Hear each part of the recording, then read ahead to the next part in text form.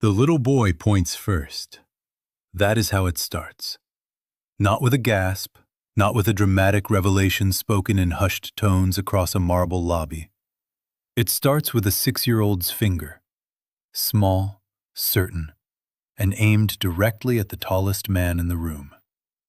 Zion does not lower his hand.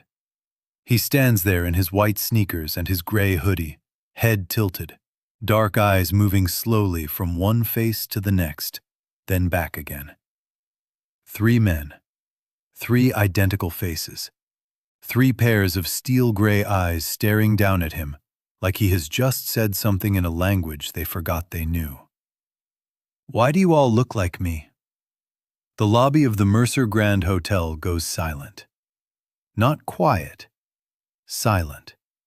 The kind of silence that falls when the air itself decides to stop moving. A woman near the elevator freezes mid-step. A bellhop grips his cart handle and does not let go. The 3 men in tailored black suits, Kael, Kiran, and Knox Mercer, the triplet alpha kings of the most powerful empire on the Eastern Seaboard, go completely, terrifyingly still. Kael is the first to look up. His eyes move past the boy, past the velvet rope, past the cluster of hotel staff trying to look busy, and they land, hard, on the man standing 15 feet away, back pressed against the pillar, white cane gripped in both hands so tight his knuckles have gone pale. Zaire Okafor is not breathing. His chest is not moving. His lips are parted, but nothing is coming out. He is blind. Has been since the accident that stole his sight 7 years ago. But he does not need his eyes right now. He can hear everything. He can hear the shift in Knox's breathing. He can hear Kiran take one slow step forward. He can hear Kael's voice when it finally comes, low and measured and sharp as a blade drawn quietly from its sheath. Whose child is this? Hi, viewers. If you found out someone had been hiding something from you for 7 full years, would you want to know the truth? Or would part of you wish you never found out? Drop your answer in the comments. Zaire's throat works around nothing. 7 years. He has had 7 years to prepare for this moment, and he is standing here like a man who never saw it coming. Which is almost funny, because he literally cannot see anything. But this he felt approaching. He felt it in the way Knox kept showing up at the Havenwood Farmers Market every 3rd Saturday, always buying bread from his stall, always paying in cash, always leaving without a word. He felt it in the way Kiran once crouched down next to Zion at a community event and said, with a strange softness, "You've got good eyes, little man." He felt it in the dreams he stopped letting himself have somewhere around year 3. But feeling something coming and surviving it when it arrives are 2 entirely different things. Zion has not lowered his hand.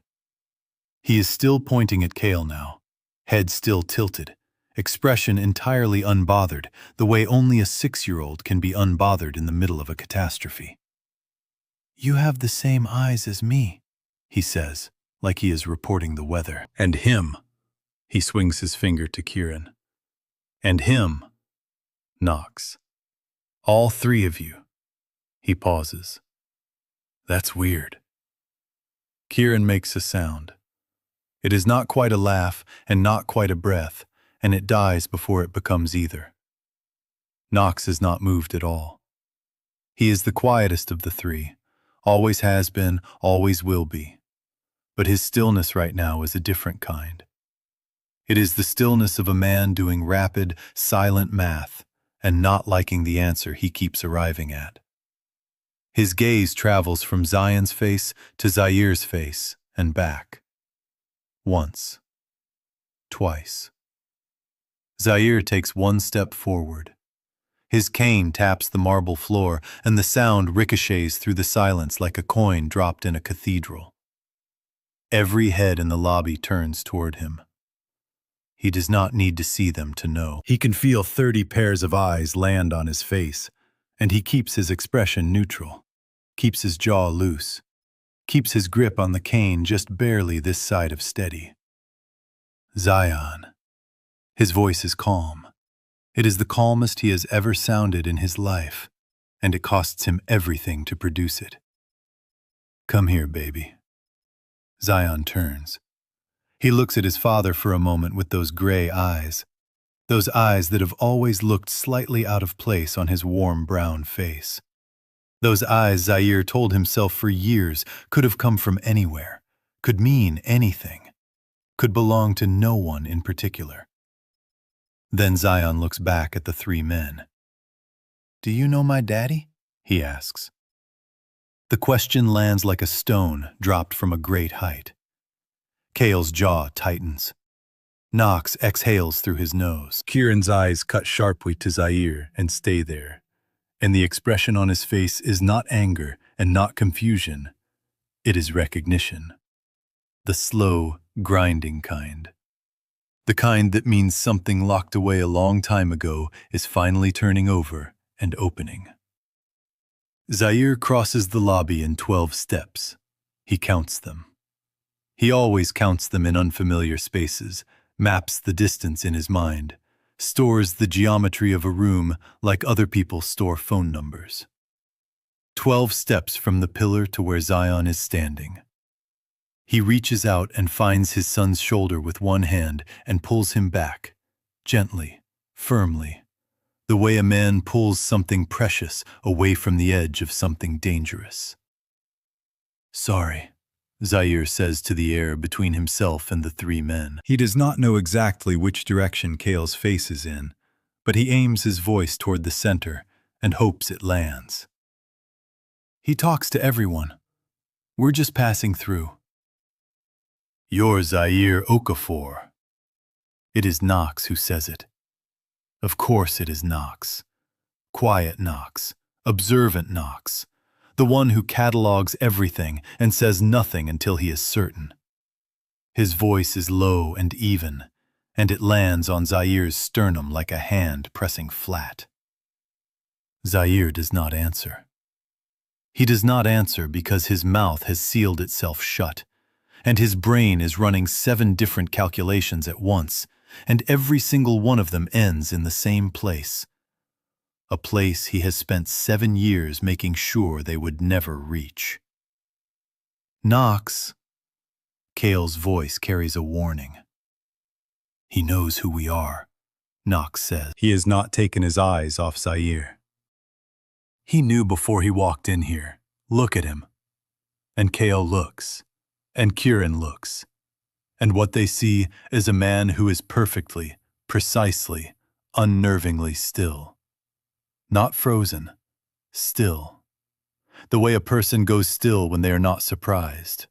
When they are, in fact, the opposite of surprised. When they have been rehearsing this stillness for years, sharpening it, wearing it like armor, hoping it would hold. It is holding. Barely. Zion tugs on Zaire's sleeve. "Daddy, the tall one is looking at you funny." "I know." "Is he mad?" "No." Zaire's hand tightens on his son's shoulder. "He's just thinking." "About what?" Zaire opens his mouth, closes it, opens it again. Nothing comes out. Because what is he supposed to say? That Knox Mercer is thinking about the same night Zaire has spent 7 years not thinking about. That he is thinking about a charity gala and a coat closet and a conversation that started as an argument and ended in something neither of them planned. That he is thinking about the morning after, when Zaire woke up alone in a hotel room with a note that said, "I'm sorry," in Knox's handwriting, which Zaire read with his fingers 3 times before he understood what it meant. Not that Knox regretted it, but that Knox had already decided it could not be anything more. That was 7 years ago. That was before Zaire learned he was pregnant. Before he decided, Knox Mercer could not be trusted with the most important thing in his world. Before Zion was born on a Tuesday in February and opened his eyes, and Zaire's midwife went very, very quiet. "Gray," she finally said. "Beautiful." Zaire knew then. He already knew, but he knew again, harder, in the way you know things that cannot be unknown. He took his son and he left the city, and he built something small and real and safe in Havenwood, and he did not look back. Except he could not stop Knox from moving to Havenwood 18 months ago for reasons that had nothing to do with Zaire. Or so every business article said. Knox Mercer expanding the Mercer portfolio into small market real estate. Knox Mercer investing in community development on the East Side. Knox Mercer showing up at the farmer's market every third Saturday, buying sourdough, leaving without a word. Coincidence. It had to be coincidence. Zaire told himself this on 37 separate occasions. He has kept count. "Mr. Okafor." Kael now. Kael's voice is different from Knox's. Broader, more commanding. The voice of a man accustomed to rooms arranging themselves around him. Zaire turns his face toward the sound. "We'd like to speak with you." A pause. "Privately." "I don't think that's necessary," Zaire says. "I do." "With respect."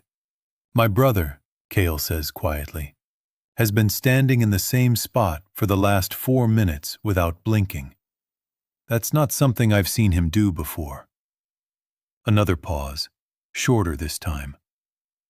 "I think it's necessary." Zaire's cane is wet with sweat where his hand wraps around it. He can feel Zion leaning into his side now, some animal instinct in the boy reading the room, even if he cannot name what he is reading. Zaire drops his hand to the top of his son's head, feels the soft coils of his hair, feels the warmth of him. This is what matters. That is what he reminds himself. This right here, this weight against your ribs.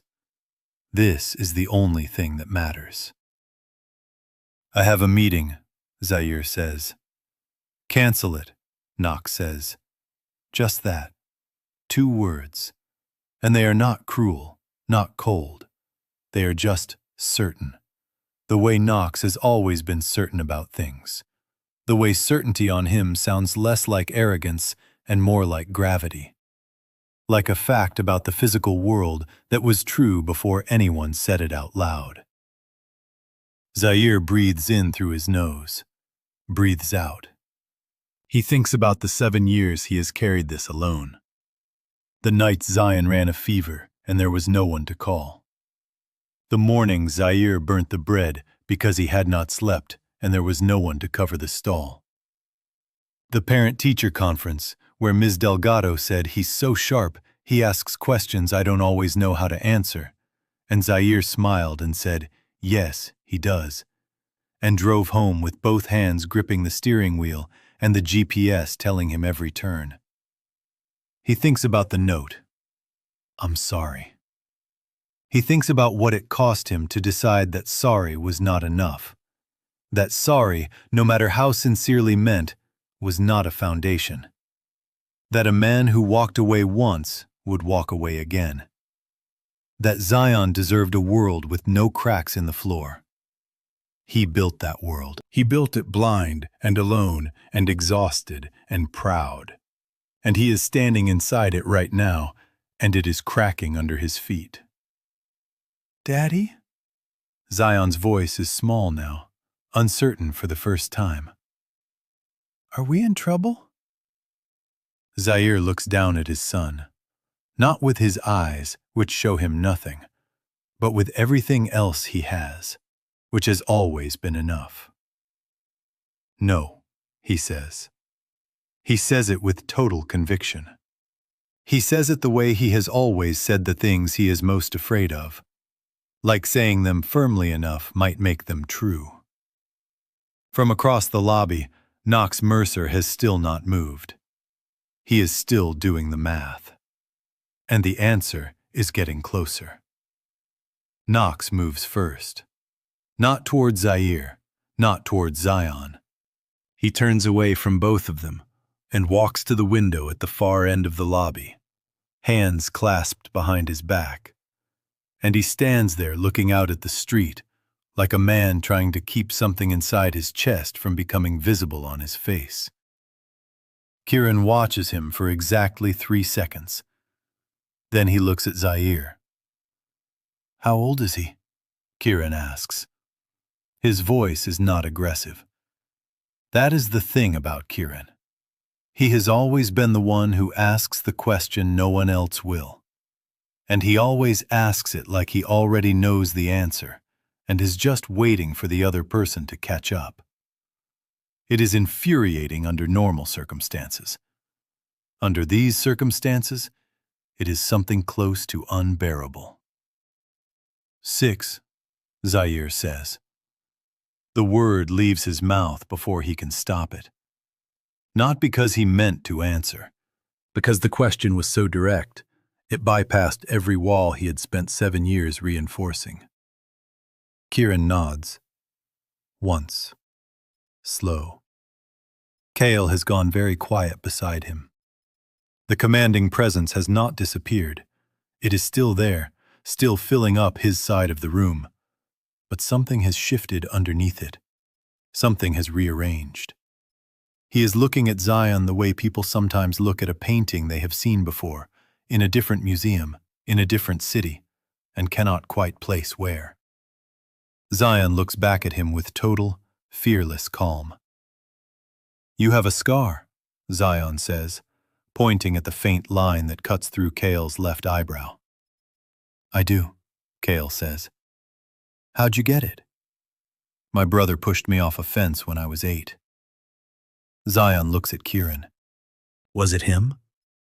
"It was," Kiran says, and something crosses his face too fast to name. Zion considers this seriously. "Did you say sorry?" "Eventually." "How long did it take?" "Longer than it should have." Zion nods, satisfied, like this confirms something he already suspected about the world. Then he leans back against Zaire's side and tucks his hand into his father's and says nothing else. Zaire's jaw is iron. He is standing inside a moment he has rehearsed in his head approximately 400 times, and none of those rehearsals included Zion making small talk about scars. None of them included Kael answering with that particular expression on his face. Careful, restrained, like a man handling something fragile he has not been given permission to hold. None of them included this feeling in Zaire's chest that is not quite grief, and not quite relief, and not quite terror, but is somehow all three at once, pressing up against his ribs from the inside. "Mr. Okafor," Kael's voice is quiet now, private. The command has drained out of it, and what is underneath is something rawer and more honest. "Please." Zaire does not move. Behind him, near the elevator bank, a hotel employee has developed a sudden, urgent need to reorganize a stack of brochures. Near the front desk, 2 concierges are having the most focused conversation of their careers about absolutely nothing. The entire lobby is pretending so hard not to watch that the effort of it is practically audible. And across the room, Knox is still at the window. His back is straight. His hands are still. He has not turned around. But Zaire can hear his breathing from here. Slow and measured and slightly too controlled. The breathing of a man who is managing something very large and very carefully in the space behind his sternum. Zaire knows that breathing. He learned it 7 years ago in a hotel room smaller than this lobby, in the dark, lying next to a man he was not supposed to want, listening to him sleep. He hates that he still recognizes it. 5 minutes, Zaire says. There is a room off the main lobby, Small, neutral. 4 chairs and a low table, and a window with frosted glass that blurs the city outside into soft shapes. Zaire has counted 17 steps from the lobby entrance to this room. He knows because he counted every one of them, while telling himself with each step that he could still turn around. He is sitting now in the chair closest to the door. Zion is on his knee, slightly bored, pulling at a loose thread on Zaire's sleeve. Kael sits across from him, Kiran beside Kael. Knox is standing. He has positioned himself near the window, arms crossed, and he has still not looked directly at Zaire. He is looking at Zion. He has been looking at Zion since they entered the room, and he has not stopped, and he is doing it with the focused, quiet attention of a man reading a document he cannot believe is real. Kael speaks first. "We're not here to make threats." "I know," Zaire says. "We're not here to take anything from you." "I know that too." Kael pauses. "Then why does it feel like you're getting ready to run?" Zaire says nothing. Because the honest answer is, because running is the thing he has always been best at. Not physically. He cannot run, not anymore, not since the accident reshaped what his body could and could not do. But he is exceptional at the other kind of running. The quiet kind. The kind where you pack your life into something small and portable and you move before anyone can ask you to stay. He did it once to the whole city. He can do it again. Except Zion has a teacher he loves and a best friend named Theo, and a corner at the farmer's market stall where he sits every Saturday and hands out samples and tells customers his daddy's sourdough is the best in the whole world. Except Zaire has built something here that cannot be folded up and carried. Except Zion is sitting on his knee right now, with Knox Mercer's eyes in his face, and there is nowhere left to run. "He has your eyes," Kiran says quietly. He is not looking at Knox when he says it. He is looking at Zaire. "All 3 of ours, but..." He stops. Knox's, specifically. The shape of them. Zaire's hand finds the back of Zion's head. Rests there. Protective. Automatic. "Lots of people have gray eyes," Zaire says. "Not like that," Kiran says. And he says it gently, without accusation, which somehow makes it worse. Zion looks up at Kiran with those eyes in question. "My daddy says they came from someone really important," he announces. The room stops. Kiran's expression does not change, but something behind it does. A shift so small and so complete it is like watching a light move inside a closed room. Kael inhales slowly through his nose. And across by the window, Knox's hands, still crossed over his chest, tighten against his own arms. Zaire closes his eyes behind his dark glasses. He said that once. One time, when Zion was 4 and asked where his gray eyes came from, and Zaire could not say nowhere, because Zion, even at 4, was too sharp for nowhere. And he could not say the truth. So he said, "Someone really important." He said it, and he thought Zion would forget it by morning. Zion has not forgotten it. Zion has apparently been storing it. "Who told you that?" Kael asks Zion. His voice is careful, very careful. Zion points at Zaire without hesitation. "My daddy." Kael looks at Zaire. The question on his face does not need words. Zaire breathes in, breathes out. He is not going to answer it. Not here. Not yet. Not in this small, neutral room with the frosted glass and 4 chairs and a loose thread, and Knox standing 6 feet away, holding himself together like a building that has already taken the hit and is just now deciding whether to fall.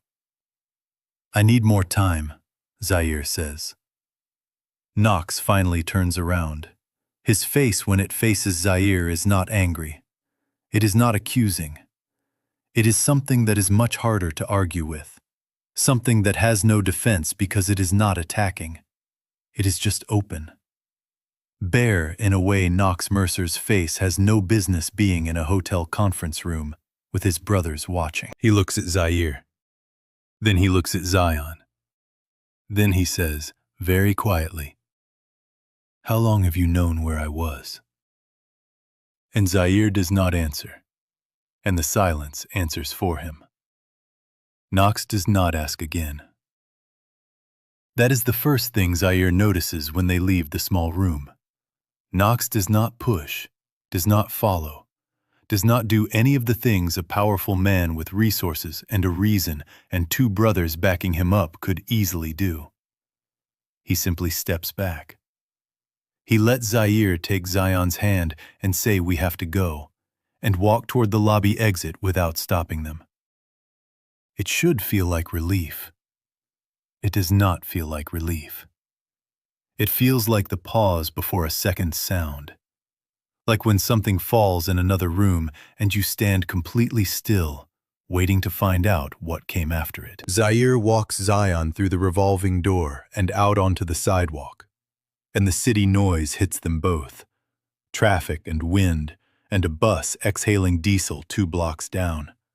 And he breathes it in like a man surfacing. His cane sweeps left, sweeps right. His hand holds Zion's. "Daddy?" "Yeah?" "The quiet one." Zion is looking back over his shoulder. "He's watching us through the window." Zaire does not turn around. "Don't stare, baby." "I'm not staring. I'm just looking." "Same thing." "It's not the same thing," Zion says, with the precise moral authority that only a 6-year-old can deploy. Then, "Why does he look sad?" Zaire's step falters, just slightly. His cane catches the edge of a sidewalk crack, and he adjusts and keeps moving and says, "He's not sad." "He looks sad." Sometimes people's faces just look like things they're not feeling. Zion considers this with great seriousness. "That sounds really hard." "It is," Zaire says. "It really is." They take the 9 bus home. Zion falls asleep against Zaire's arm somewhere between the 3rd and 4th stop, head heavy, breathing deep, completely unbothered by the fact that he just cracked a 7-year-old secret open in a hotel lobby with 1 pointed finger and 4 words. Zaire does not sleep. He sits with his son's weight on his arm and the city moving past the windows he cannot see, and he thinks about Knox's face. The openness of it, the restraint. He thinks about 7 years ago and the way Knox apologized. Not with words, not really, but with that note. 2 words. "I'm sorry." And the space he put between them afterward that felt at the time like rejection. And now Zaire does not know what it felt like. He does not know anything anymore, except that Knox Mercer knows where Zion lives. Because when Zaire stood up to leave, when he pulled Zion's jacket straight and reached for his cane, he heard Knox say something to Kiran in a voice just low enough to be private and just loud enough to carry. "Get me everything on the Havenwood Farmers Market. Saturday schedule, vendor list, all of it." Zaire heard it. He was not supposed to hear it. But blindness reroutes you, takes what the eyes refuse to deliver, and gives it to the ears instead. Gives it to the skin. Gives it to the soft animal instinct that lives below the thinking brain, and has kept him alive and upright and moving through a world that does not always make space for him. He heard it. And he spent the rest of the walk to the bus stop doing the one calculation he has been refusing to do for 18 months. The one that asks whether Knox Mercer has been coming to the Havenwood Farmers Market every third Saturday because of real estate investment opportunities. The answer, now that he is finally running the numbers, is no. The answer has always been no. He gets off the bus 2 stops early. He does it without planning to. Just stands when the bus slows and lifts Zion, who grumbles and resettles against his shoulder, and steps off into the cooler air of the neighborhood he has spent 3 years making into something safe. He knows this street. Every crack in the pavement, every step count from the corner to his door, every sound the gate makes when it swings open. He built this knowledge deliberately, the way you build any structure. Slowly, carefully, testing each piece before trusting it with weight. He pushes the gate open, steps through, pulls it closed, and stops. There is a car parked across the street that was not there this morning. He cannot see it, but he can hear it. The faint tick of an engine cooling, the particular quiet of a very expensive vehicle that has been sitting long enough to settle. He can smell the exhaust, recent, within the last 20 minutes. He stands very still. Zion is asleep on his shoulder. The gate latch is cold under his fingers. The car does not move. The car is gone by morning. Zaire knows because he checked 4 times, once at midnight, once at 2, once when Zion climbed into his bed at 3:15, complaining about a dream involving a dragon and a broken bicycle, and once at 5, when the first pale sound of birds made sleep impossible anyway. Gone. No engine tick, no exhaust, nothing. He tells himself this means something reassuring. He does not believe himself. Saturday arrives the way it always does, with Zion awake before 6, with the smell of starter dough that has been breathing overnight, with the particular morning geometry of getting a 6-year-old fed and dressed and out the door with a bag full of sample cups before 8. Zaire moves through it automatically, hands doing what they have always done, body following the map it has built across 3 years of the same Saturday morning. He almost cancels. He stands in the kitchen at 7:43 with his hand on the counter and thinks about calling Deja, his neighbor, his backup, the woman who has covered his stall exactly twice in 3 years and both times brought him back a full cash box and a list of complaints about a competing honey vendor. He almost calls her. He almost says, "I'm not feeling it today." Zion comes around the corner in his market vest, the little tan one with the front pocket where he keeps the sample cups, and looks at him. "You're standing weird," Zion says. "I'm standing fine." "You're standing like something's wrong." Zaire picks up his cane. "Let's go." The market is loud and warm and smells like coffee and cut flowers and the particular sweetness of kettle corn from the stand 3 rows over. Zaire sets up the stall the way he always does. Board to the left, display rack to the right, sample tray center, cash box under the table where his knee can find it without looking. Zion takes his position at the sample end of the table, like a small, extremely serious professional. For the first 2 hours, it is fine. For the first 2 hours, it is just the market, just the regular customers, just Mrs. Patterson who buys 2 sourdoughs and a honey loaf every week and always tells Zaire he needs more help, and the young couple who argue every Saturday about which flavor to get and always split the difference, and the older man with the dog who buys 1 roll, feeds half to the dog when he thinks no one is watching, and tips generously out of guilt. For the first 2 hours, Zaire almost convinces himself he was wrong. Then Zion goes quiet. Not the quiet of boredom, the other kind. The alert, focused quiet that means Zion has seen something interesting and is deciding what to do about it. Zaire feels it in the shift of the boy's weight beside him, the stillness where there was motion. "Daddy?" Zion says, low, like he is not sure if he should say it. "Yeah. The quiet one is here." Zaire's hand closes around the edge of the table. He does not ask which quiet one. He knows which quiet one. There is only one person in Zion's 6-year-old vocabulary who gets called the quiet one. And that is because Zion has spent his entire life surrounded by Zaire's friends, who are mostly loud, and Knox Mercer at a farmer's market on a Saturday is therefore a category unto himself. "Is he buying something?" Zaire asks. His voice is level. He is very proud of how level his voice is. "He's just standing," Zion says, "over by the flowers. He keeps looking over here." Zaire breathes. He picks up a loaf that does not need to be moved and moves it anyway, just to have something in his hands, just to have a reason for his hands to be doing something visible and ordinary, while every other part of him is running threat assessments at speed. Knox is not here for bread. Knox has never been here for bread. Zaire knows this now, with the complete and devastating certainty of a man who waited 18 months to do the math, and then did it all at once, on a city bus, with his sleeping son on his shoulder.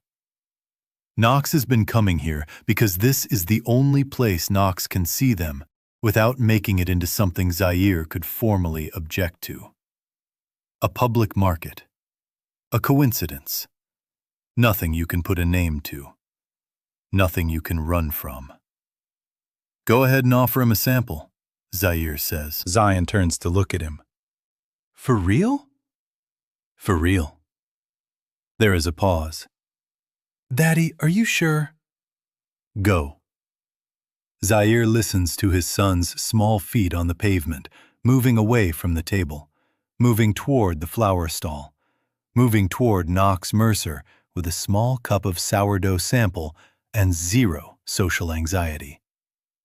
He listens to the silence that follows, the particular silence of two people who do not yet know what to say to each other, broken by Zion saying something Zaire cannot quite make out, followed by a sound that is low and short and real. Knox laughs. It is small, just a breath, really, barely anything, but Zaire has not heard that sound in 7 years, and it hits him somewhere below the ribs without asking permission. He grips the edge of the table. Zion comes back 30 seconds later. He climbs onto his stool and arranges his sample cups and does not say anything for a long moment. Then, "He said it's really good." "Did he?" "He said you always make it the same way, and he can't figure out how you do it." A pause. "He said he's been trying to figure it out for a while." Zaire's fingers go white on the table edge. He is not talking about the bread. He has never been talking about the bread. Zaire opens his mouth, closes it, opens it again, and before he can decide what comes out of it, before he can decide whether the next word is a dismissal or a confession or something in between, Zion slides off his stool. "He's coming over," Zion says. And he is. Knox Mercer is crossing the market toward them with his hands in his coat pockets and his face doing that thing, that quiet, open, undefended thing. And he is looking directly at Zaire, the way a man looks when he has made a decision and is done taking it back. Zaire does not move. He stands at his table in the market he built, in the life he built, and he waits. Because there is nothing left to do but wait, and he thinks, just once, just for a half a second, about the note. "I'm sorry." And then Knox is there, right there, 6 feet, 5, 4, and he stops. And he does not say, "I know." He does not say, "We need to talk." He does not say any of the things a powerful man with leverage and brothers and resources would be expected to say. He says, "Can I buy a loaf?"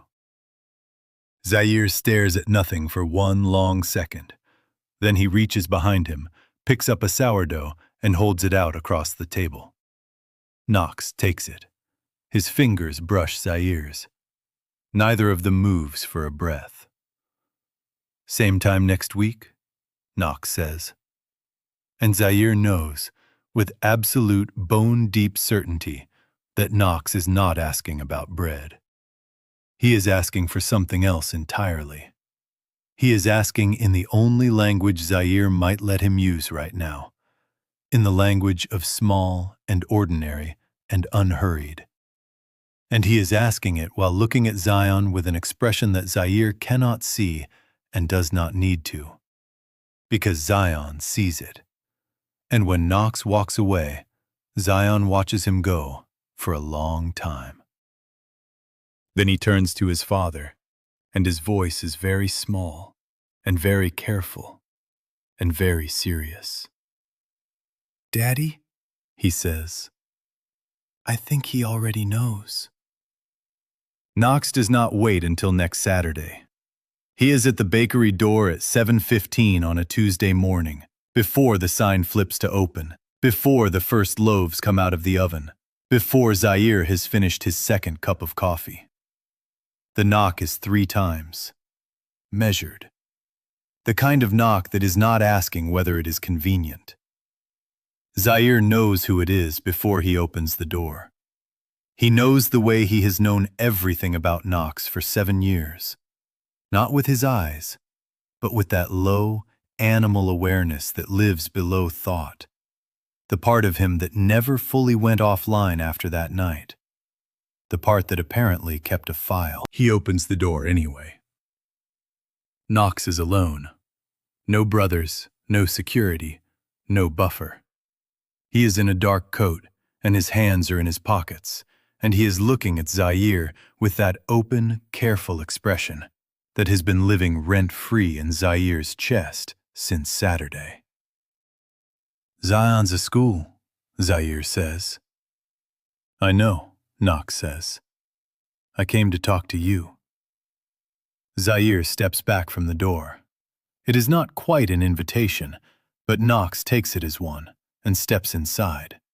And the smell of the bakery, warm bread, yeast, the faint sweetness of the honey loaves cooling on the rack, fills the space between them. Knox does not sit. He stands in the middle of the bakery floor and looks at Zaire and says, 7 years. "Knox." 7 years, Knox says again, not louder, just more certain. "He's 6. You were already gone before you knew."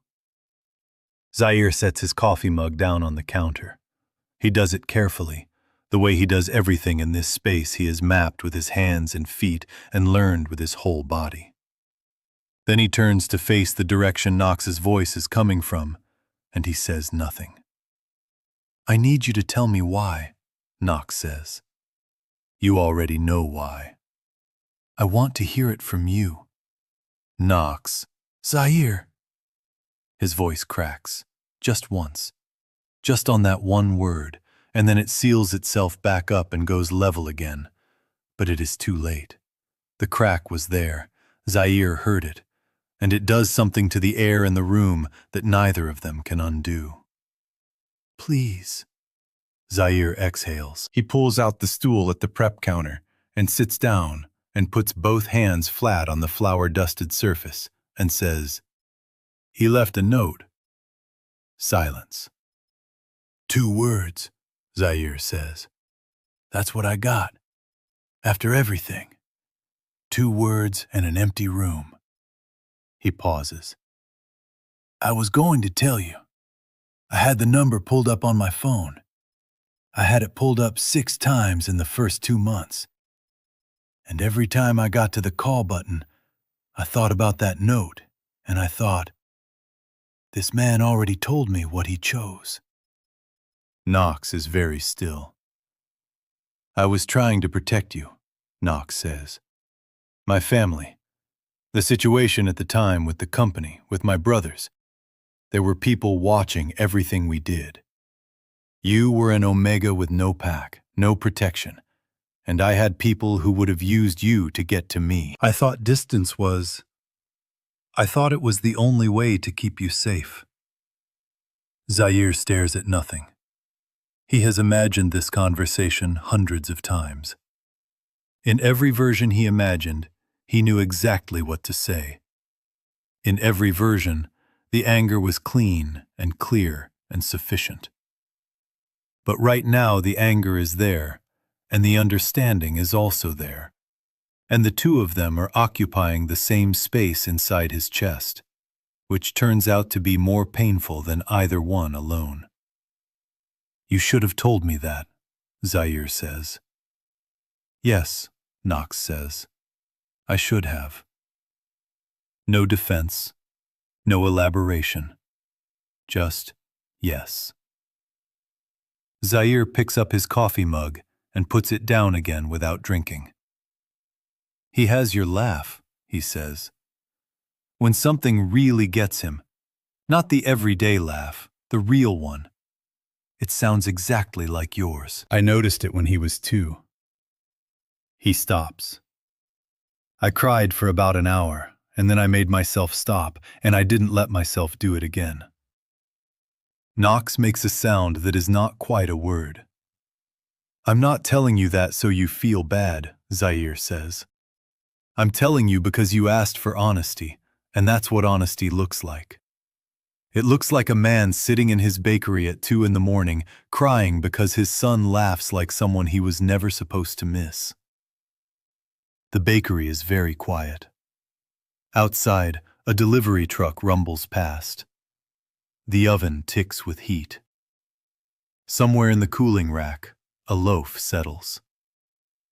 I want to know him, Knox says. His voice is low and stripped of everything except the truth of it. I'm not here to take anything. I'm not here to make claims or cause problems or blow up what you've built. I want to know my son. Zaire's hands press flat against the counter. My son. 2 words.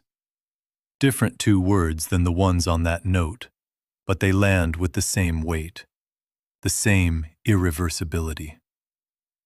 He doesn't know, Zaire says. I know he doesn't know. You can't just... Zaire stops, starts again. He's 6. He loves his life. He loves this bakery and his teacher, and his friend Theo, and Saturday markets, and the fact that his daddy makes the best sourdough in the whole world, according to him. He has a whole world. You can't walk into it and expect it to just... I'm not asking to walk in, Knox says. I'm asking to knock first. Zaire goes quiet. He thinks about Zion on the bus saying, I think he already knows. He thinks about the sample cup and the laugh, and the way Knox looked at his son across a farmer's market, like a man seeing water after a very long time in a dry place. He thinks about what it cost him to build this life alone. And he thinks about what it might cost Zion, later, to find out that his father kept the door locked when someone was standing on the other side, wanting in. Come back Saturday, Zaire says finally. We'll see. Knox breathes out slow. Okay. But Knox, Zaire's voice drops. If you hurt him, if you come in and then pull back, if you make him love you and then decide it's complicated, I will not forgive it. Not ever. I know, Knox says. Say it like you mean it. I will not hurt him, Knox says. And the way he says it, quiet, with full weight behind every word, sounds less like a promise and more like a decision already made. He leaves without buying anything. Zaire sits in his bakery for a long time after the door closes, hands flat on the counter, breathing slow. Then he picks up his phone, finds the contact he saved 7 years ago and never deleted, and stares at the name with his thumb hovering over it. He does not call, but he does not delete it either. Zion asks on a Wednesday, not Saturday, not at the market, not in any of the carefully managed locations Zaire has been mentally mapping as safe zones. He asks on a Wednesday at 6:47 in the evening, while Zaire is stirring soup on the stove and Zion is sitting at the kitchen table with his reading homework open in front of him. "Daddy," he says, "do I have a dad?" The spoon stops moving. Zaire does not turn around.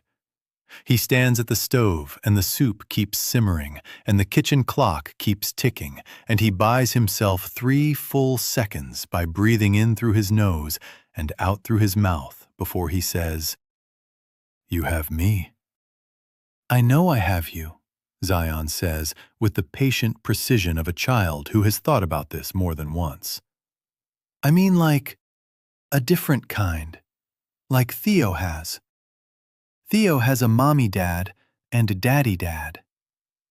Zaire sets the spoon down on the rest, turns off the burner, turns around. He cannot see his son's face, but he can hear everything in his voice. The casual tone wrapped around a question that is not casual. The careful way Zion is breathing, like he is not sure if this is a question he is allowed to ask. Zaire crosses the kitchen and pulls out the chair across from Zion and sits down. "Yeah," he says. "You have a daddy dad." The silence that follows is the loudest thing Zaire has heard in years. "How come I never met him?" Zion asks.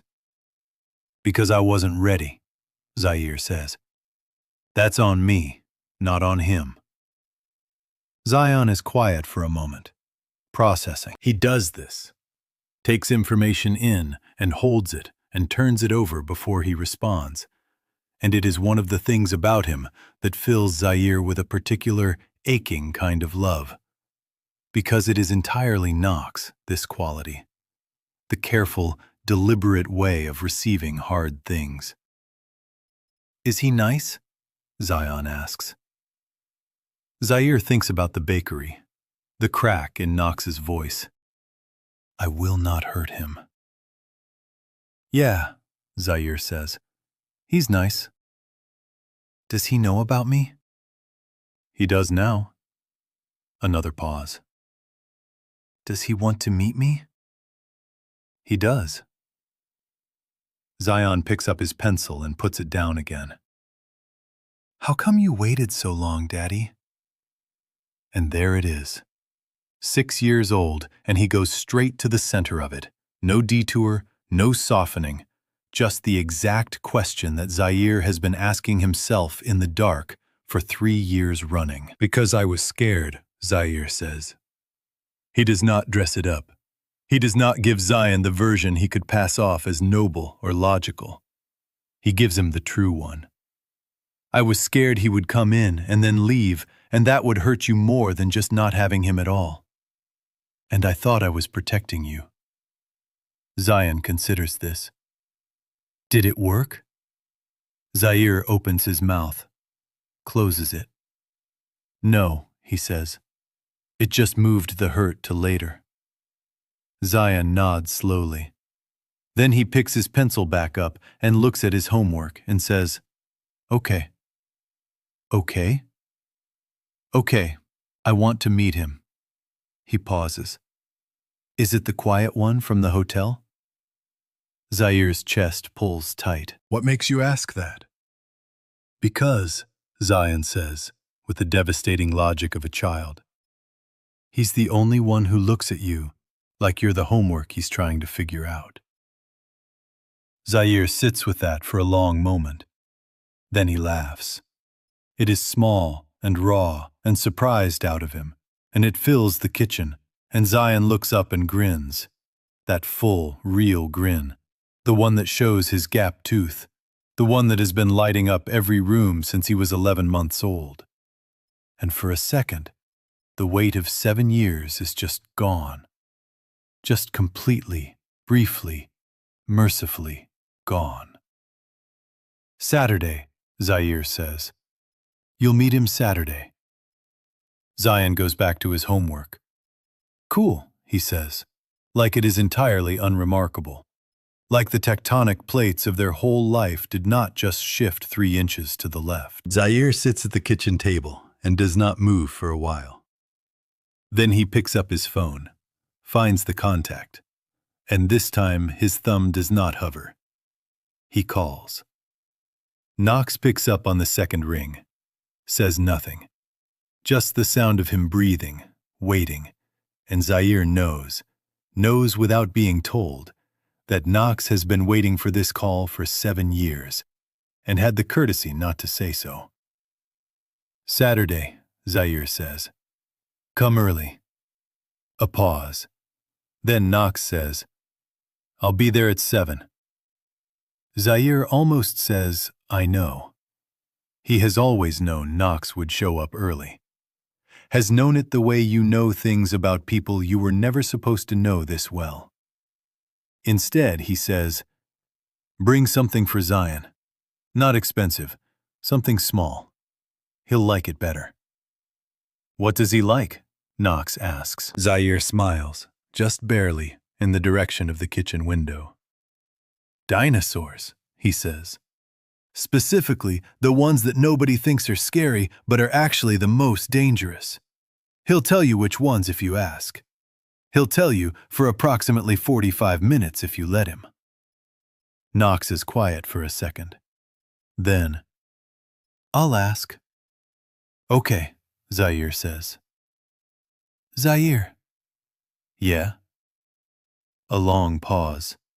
The kind that carries more than silence. Thank you. Zaire hangs up and sets the phone face down on the table and sits in his kitchen with the soup going cold on the stove and the reading homework still open and his son's pencil scratching softly in the quiet. And he thinks, this is the part where everything changes. And he does not run from it. He stays. Knox brings a dinosaur book. Not a little board book. Not a picture book with cartoon illustrations. A real one. The kind with photographs and Latin names and a full glossary in the back. Zion picks it up off the counter where Knox set it down and opens it to a random page and says, without looking up, this is a Therizinosaurus. Most people think it's boring because it ate plants, but its claws were longer than a man and it could take down a T-Rex if it had to. Knox says, I didn't know that. Most people don't, Zion says. He turns the page. You picked a good one. Zaire, standing at the bread station with his back to both of them, presses his lips together and says nothing. This is how it starts. Not with a formal introduction, not with a sit-down conversation, not with any of the careful choreography Zaire spent 4 days mentally rehearsing. It starts with a dinosaur book and a 6-year-old who does not know how to be anything other than exactly himself. And it moves from there the way water moves, around obstacles, into gaps, finding the shape of whatever space it is given. Knox stays for 3 hours. He does not stay in Zaire's way. He does not make demands on the space or the conversation. He sits at the small table near the window and lets Zion direct everything. The topic, the pace, the level of information, the occasional test question Zion deploys to assess whether an adult is actually listening or just performing interest. Knox passes every test, not because he is trying to, because he is actually listening. Zaire can tell the difference. He has always been able to tell. At one point, Zion asks Knox if he wants to see the back where the big oven is. Knox looks at Zaire. Zaire tilts his head toward the back. A small motion. An opening. Knox follows Zion through the swinging door, and Zaire hears his son's voice going high and instructive. "This is where the sourdoughs sleep. Daddy calls it proofing, but I call it sleeping because that's what it looks like." And he hears Knox say, "That makes sense to me." And that is it. That is the moment. That small sentence, said plainly, without condescension, without the talking to a child voice that adults use when they are not really listening. And Zaire has to put both hands flat on the prep counter and breathe. Because it is one thing to know Knox is a good man. It is another thing to hear evidence of it in real time through a swinging door in the bakery you built alone. They come back out 10 minutes later. Zion is carrying the dinosaur book. Knox has flour on his coat sleeve from where Zion apparently made him touch the dough to feel how it breathes. "It's alive," Zion informs Zaire very seriously. "I told him. He didn't believe me about the yeast." "I believe you now," Knox says. Zion files this as a satisfactory outcome and goes to sit at his regular stool with the book. Knox comes and stands near Zaire at the counter. Not close, just near.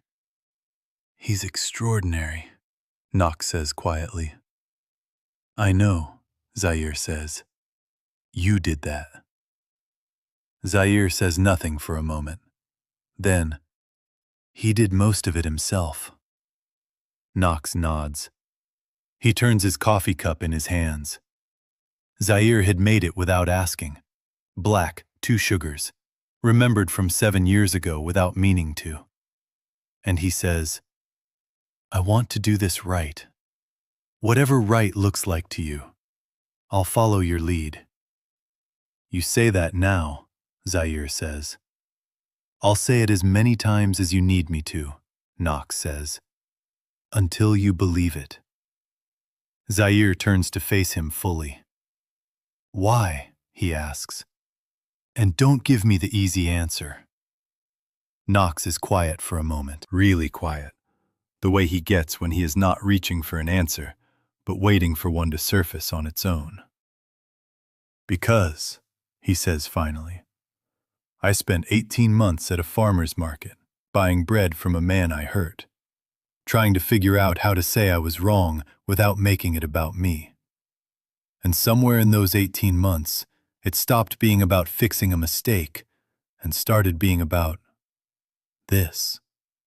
He gestures, not at Zaire specifically, but at the bakery, the stool, the child with the dinosaur book, the flower on his own coat sleeve. "All of it. I want all of it, if you'll let me." The morning light through the bakery window is doing something warm and particular to everything it touches. Zaire is not a man who cries easily. He built himself out of sterner material somewhere around year 2 of doing this alone.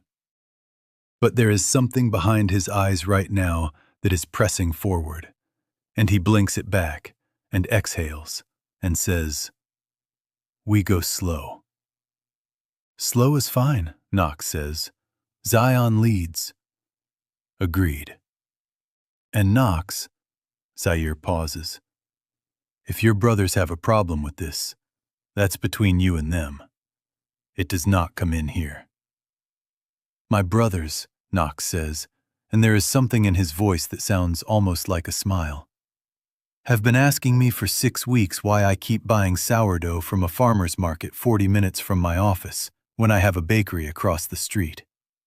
He pauses. "I think they already know, too." Zaire makes a sound, short, surprised, close enough to a laugh that it counts. From his stool, Zion looks up from his book and says, "Are you staying for lunch?" He is looking at Knox. Knox looks at Zaire.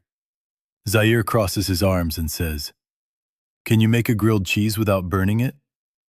Knox says, "I've never made a grilled cheese in my life." Zion gasps like this is the most alarming thing he has heard all year. "Daddy," he says gravely, "we have to teach him." And Zaire, blind, alone no longer, standing in the kitchen he built from nothing, says, "Yeah, I guess we do." Kael and Kiran show up on a Sunday. Not invited, not announced. Zaire hears the knock and knows immediately it is not Knox. Knox knocks 3 times, measured, the same every time, and opens the door to find the other 2 Mercer brothers standing on his front step, with matching expressions that are somewhere between apologetic and unavoidable. Kiran is holding a plant. Zaire stares at the general direction of it. "What is that?" "A peace offering," Kiran says. "It's a succulent. They're hard to kill. We thought that was appropriate." Kael says, "Can we come in?" Zaire steps back from the door. They come in and they sit at his kitchen table. And Zaire puts coffee on because his hands need something to do. And Zion, who has zero understanding of tension, comes out of his room with the dinosaur book, sees 2 new people, and immediately opens to a page about a Spinosaurus. Kael handles it remarkably well. Kiran handles it like a man who has been waiting his whole life for a 6-year-old to explain prehistoric apex predators to him. Zaire brings the coffee to the table and sits and waits. Kael wraps both hands around his mug. "We're not here to complicate things," he says. "Then what are you here for?" Zaire asks. "To say that whatever Knox asked you for, we're behind it." Kael pauses. "All 3 of us come as a unit. That's just how it's always been. But that also means you get all 3 of us. And we wanted you to hear from us directly that we are not a threat to what you've built here." Zaire is quiet. "Knox is different," Kiran says, quieter than Kael, looking at his coffee. "He has been since he came back from Havenwood the first time. We didn't know what it was. We asked, he didn't say. But we knew something had shifted, like something was unfinished." He pauses. "We're not angry. We're not going to make this political or legal or complicated. We just want our nephew." Our nephew. 2 words that rearrange the furniture of the room. Zion looks up from his book. He has been listening the whole time. Zaire knows this because Zion always listens, even when he looks like he is not. And he says, very calmly, to Kiran, "Does that mean you're my uncles?" Kiran looks at Zaire. Zaire breathes, then nods. Once. "Yeah," Kiran says, looking back at Zion. "That's exactly what it means." Zion considers this. "Both of you?" "Both of us," Kael says. Zion looks at the succulent on the counter. "Did you bring that for me or for my daddy?" "For your daddy," Kiran says. "But we can get you something too if you want." "Dinosaur eggs," Zion says immediately. "The kind you put in water and they hatch. Not the fake ones that don't hatch, the ones that actually do." "Done," Kael says. And the expression on his face when he says it is one Zaire cannot see, but that every person in that kitchen can feel.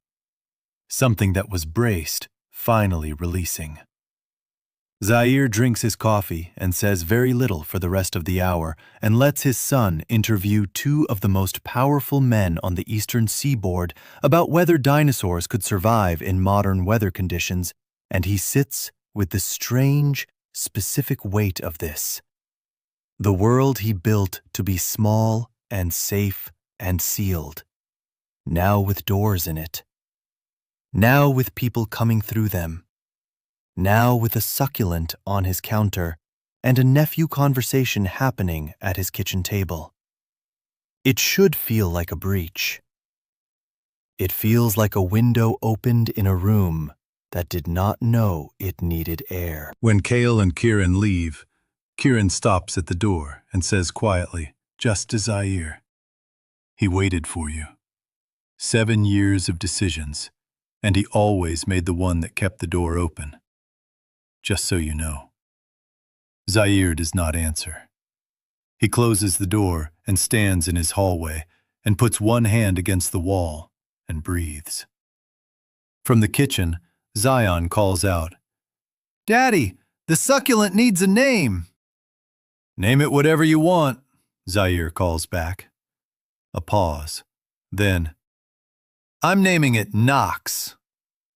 Zaire drops his chin to his chest. He laughs. Real, full, the kind that costs something and gives back more. And then he straightens and goes back to the kitchen and sits with his son and the plant named Knox and the life that is no longer as sealed as he made it. It is a Tuesday, not a Saturday, not a special occasion, not a date anyone marked on a calendar. Just a Tuesday in the middle of February, when the morning is cold and the bakery is warm. And Knox shows up at 6:50 because he said 7 and he is always early. Zaire hears the knock and opens the door, and Knox steps inside and hangs his coat on the hook by the door. The hook that was always there, that Zaire installed for himself and never filled because he only ever has one coat. And goes to the coffee maker without being asked, because he has been here enough Saturdays now to know where everything lives. Zion is still asleep. This is new. This is just them. 2 minutes of just them, before the day begins and the bakery opens and the small, loud world of a 6-year-old reorganizes every room he enters. Knox sets a mug in front of Zaire on the counter. Black. 2 sugars. Every time. Zaire wraps both hands around it and says, "He asked me last night if you were going to come live with us." Knox goes very still. "What did you tell him?" he asks. "I told him that was a big question and we'd have to talk about it." "And?" Zaire takes a slow sip of his coffee, puts the mug down, turns to face the direction Knox is standing. "And I'm talking about it," he says. The bakery is quiet. The oven is running. Somewhere on the proof rack, dough is doing the slow, patient work of becoming something. Knox moves around the counter. He stops in front of Zaire. Close, but not crowding. The distance of a man who has learned to let the other person set the terms. And he says, "I'm not going to rush you." "I know." "I will wait as long as—" "Knox!" Zaire's voice is quiet. "I'm not asking you to wait anymore." Knox exhales. A long, slow release. The sound of something held tightly for a very long time finally being set down. He reaches out and finds Zaire's hand where it rests on the counter. Does not hold it, just covers it. Warm and still and present. Zaire turns his hand over. "Slow," he says. "Slow," Knox agrees. Zion still leads. "Always." And Knox. Zaire stops. Something in his face shifts. Not grief, not fear. Something older and quieter and more honest than either. "I'm sorry I didn't call. I told myself it was protecting him. But part of it was protecting me. From being wrong about you. From finding out the note meant something different than I thought." He pauses. "From hoping." Knox's hand tightens around his. "Hope is allowed," Knox says. "From here on, hope is allowed." They stand there in the warm bakery with the cold morning outside and the dough sleeping on the rack, and 7 years of distance finally, fully closed. From the back of the apartment, small feet hit the floor. They both hear it. The familiar pattern of Zion awake and moving, the quick thud of his landing jump from bed, the shuffle toward the bathroom, the pause, the turn, the feet coming toward the bakery door. It opens. Zion stands in the doorway in his dinosaur pajamas, hair going in 4 directions, squinting against the kitchen light. He looks at Knox, then at Zaire, then at their hands on the counter. He does not say anything for a long moment. Then he walks across the bakery floor, climbs onto his stool, picks up the dinosaur book that lives on the end of the counter now, and opens it to page 47. "You're early," he says to Knox, without looking up. "I'm always early," Knox says. "I know," Zion says. He turns a page. "I'm glad." Zaire does not have eyes that work, but he does not need them for this. He can feel it.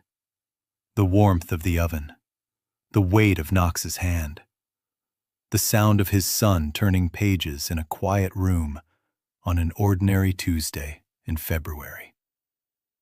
He built this life to be small and safe. Turns out, he built it big enough for exactly this. Some doors look like walls for years. That is not because they are locked. It is because you have not yet learned that the person knocking was never trying to take anything from you. They were trying to bring something back. That's the end. A Tuesday. No fireworks, no grand speech, just a hand turned over and a boy in dinosaur pajamas who already knew. That is what love looks like when it is done right. It is not loud. It finds you in the ordinary. If this story moved you, share it with someone who needs to hear it today. And if you are new here, subscribe and turn on your notifications right now. Every story on this channel is built to stay with you, surprise you, and remind you that the most human experiences are the ones we share. Drop a comment below. What was the moment that got you? We read every single one.